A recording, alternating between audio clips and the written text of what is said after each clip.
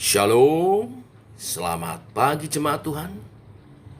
Berjumpa kembali dalam doa pagi online.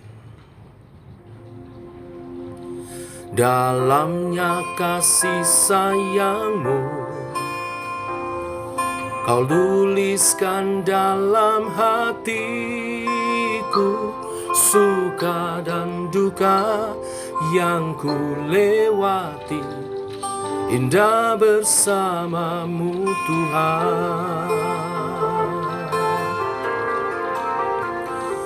Dalamnya kasih sayangmu, kau tuliskan dalam hatiku, suka dan duka yang ku lewati, indah bersamamu Tuhan. Kasih-Mu selalu mengalir, penuhi kehidupanku. Engkau setia menguatkanku, ku bersyukur ku ada dalam hati-Mu.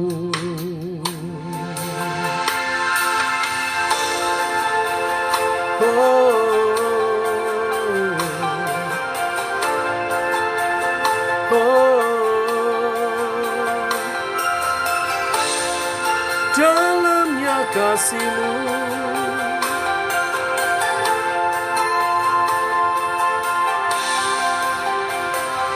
dalamnya kasih sayang-Mu, kau tuliskan dalam hatiku, suka dan duka yang ku lewati, indah bersamamu Tuhan. Kasih-Mu selalu mengalir, penuhi kehidupanku. Engkau setia menguatkanku, ku bersyukur ku ada dalam kasih-Mu selalu mengalir, penuhi kehidupanku. Engkau setia menguatkanku, ku bersyukur ku ada dalam hati-Mu.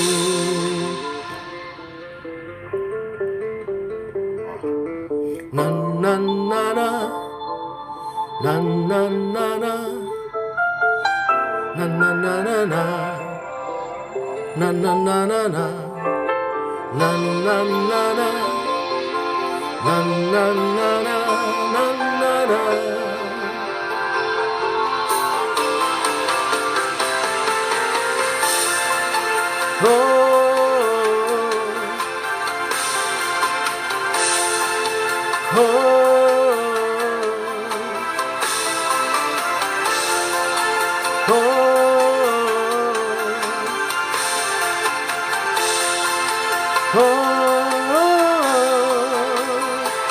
Kasih-Mu selalu mengalir, penuhi kehidupanku.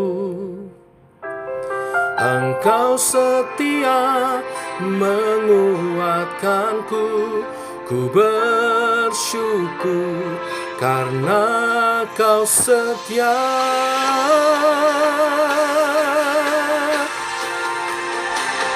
Kasih-Mu selalu mengalir, penuhi kehidupanku.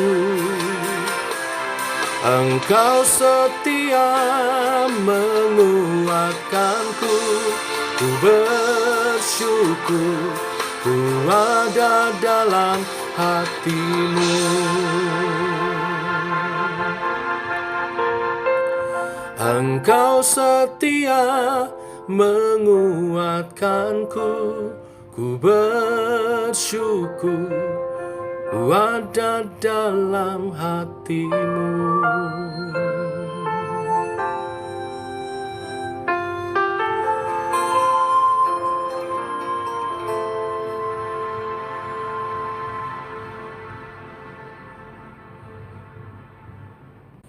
Tiba waktunya untuk kami merenungkan firman-Mu. Firman-Mu adalah suluh dan terang bagi jalan kami. Bimbinglah jalan kami, terangi jalan kami oleh kebenaran firman-Mu, supaya kami berjalan seturut kehendak-Mu. Dalam nama Tuhan Yesus Kristus. Amin. Bapak Ibu, kita lanjutkan renungan firman Tuhan pada pagi hari ini. 2 Samuel pasal 9 ayat 1 sampai yang ke-13 saja. Demikian firman Tuhan. Berkatalah Daud, masih adakah orang yang tinggal dari keluarga Saul? Maka aku akan menunjukkan kasihku kepadanya oleh karena Yonatan. Adapun keluarga Saul mempunyai seorang hamba yang bernama Siba. Ia dipanggil menghadap Daud. Lalu raja bertanya kepadanya, "Engkaukah Siba?" Jawabnya, "Hamba Tuanku." Kemudian berkatalah raja, "Tidak adakah lagi orang yang tinggal dari keluarga Saul? Aku hendak menunjukkan kepadanya kasih yang dari Allah." Lalu berkatalah Siba kepada raja, "Masih ada seorang anak laki-laki Yonatan yang cacat kakinya." Tanya raja kepadanya, "Di manakah ia?" Jawab Siba kepada raja, "Dia ada di rumah Makhir bin Amiel di Lodebar." Sesudah itu Raja Daud menyuruh mengambil dia dari rumah Makhir bin Amiel dari Lodebar. Dan Mephiboset bin Yonatan bin Saul masuk menghadap Daud. Ia sujud dan menyembah, kata Daud. "Mephiboset," jawabnya, "inilah hamba tuanku." Kemudian berkatalah Daud kepadanya, "Jangan takut, sebab aku pasti akan menunjukkan kasihku kepadamu oleh karena Yonatan ayahmu. Aku akan mengembalikan kepadamu segala ladang Saul, nenekmu, dan engkau akan tetap makan sehidangan dengan aku." Lalu sujudlah Mephiboset dan berkata, "Apakah hambamu ini, sehingga engkau menghiraukan anjing mati seperti aku?" Lalu raja memanggil Siba, hamba Saul itu, dan berkata kepadanya, "Segala sesuatu yang adalah milik Saul dan milik seluruh keluarganya, kuberikan kepada cucu tuanmu itu. Engkau harus mengerjakan tanah baginya, engkau, anak-anakmu, dan hamba-hambamu, dan harus membawa masuk tuayannya, supaya cucu tuanmu itu ada makanannya. Mephiboset, cucu tuanmu itu, akan tetap makan sehidangan dengan aku." Siba mempunyai 15 orang anak laki-laki dan 20 orang hamba. Berkatalah Siba kepada raja, "Hambamu ini akan melakukan tepat seperti yang diperintahkan tuanku raja kepadanya." Dan Mephiboset makan sehidangan dengan Daud sebagai salah seorang anak raja. Mephiboset mempunyai seorang anak laki-laki yang kecil yang bernama Mika. Semua orang yang diam di rumah Siba adalah hamba-hamba Mephiboset. Demikianlah Mephiboset diam di Yerusalem, sebab ia tetap makan sehidangan dengan raja. Adapun kedua kakinya timpang. Bapak Ibu, kita pagi hari ini belajar tentang budi luhur, sikap persahabatan yang sejati yang ditunjukkan Raja Daud kepada anak Yonatan, sahabatnya. Bapak Ibu, sikap Raja Daud terhadap Saul dan keturunannya sungguh merupakan sikap yang berbudi dan mulia. Saul adalah seorang yang sangat membenci Daud. Kita tahu kisahnya dari pasal-pasal sebelumnya. Saat Daud begitu dielulukan rakyat, tetapi Saul tidak mendapat perlakuan yang sama, maka Saul menjadi iri. Dan saat itu kemudian Saul membenci Daud dan memburunya. Saul memburu Daud untuk dibunuh.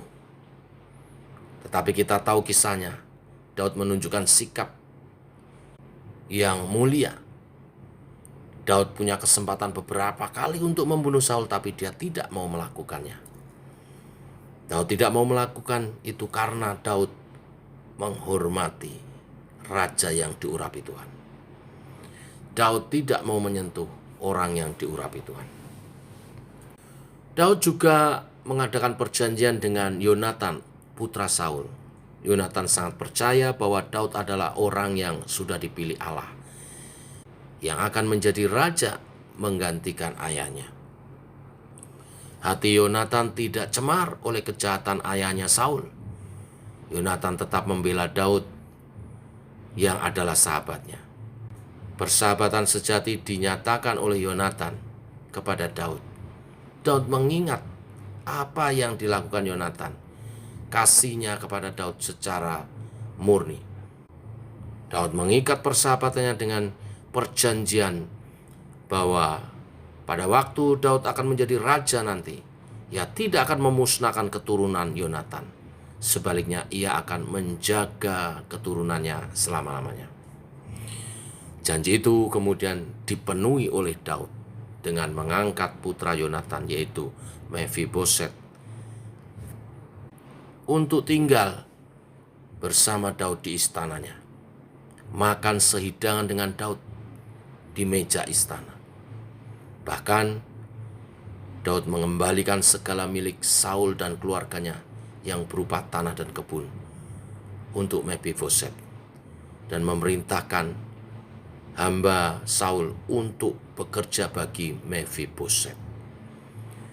Sikap Daud adalah sikap yang berbudi dan mulia, yang menunjukkan persahabatan yang sejati.